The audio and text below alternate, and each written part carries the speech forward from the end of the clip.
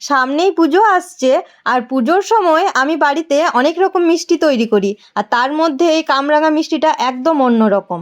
এই মিষ্টিটার জন্য আমি এখানে 500 ময়দা নিয়েছি। এর মধ্যে পরিমাণ মতো লবণ আর বড় চামচে 2 চামচ ঘি দিয়ে ভালো করে ময়াম দিয়েছি। নর্মাল জল দিয়ে মেখে 10 মিনিট রেস্টে রেখে দিলাম।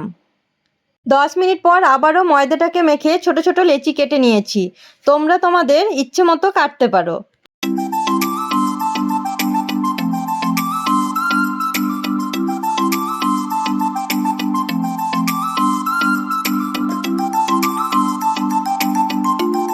লেচিগুলোকে ময়দা দিয়ে বেলে এইভাবে মাঝে মাঝে কেটে নিয়েছি।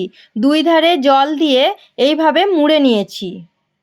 লেচিগুলোকে তেল দিয়ে বেলতে খুব একটা সময় লাগে না, খুব তাড়াতাড়ি হয়ে যায়। আমি একটাই ময়দা দিয়ে বেলেছিলাম, বাকিগুলো সব তেল দিয়েই বেলেছি। এইভাবে কেটে সব কটা তৈরি করে নিয়েছি। এগুলো রিফাইন অয়েলে ডিপ ফ্রাই করে নিয়েছি।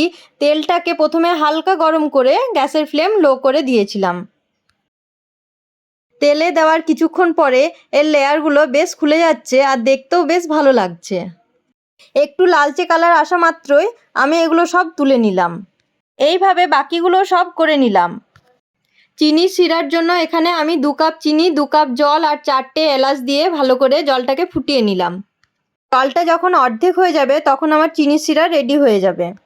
কামরাঙা আর চিনি শিরা দুটোই ঠান্ডা হয়ে এলে এই রসের মধ্যে ডুবিয়ে আমি কামরাঙাগুলো সব তুলে নিলাম।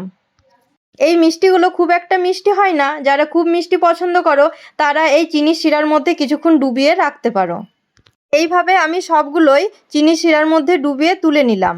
500 ময়দার জন্য আমার 2 কাপ চিনিতেই এখানে সবগুলোই আমার হয়ে গেছে।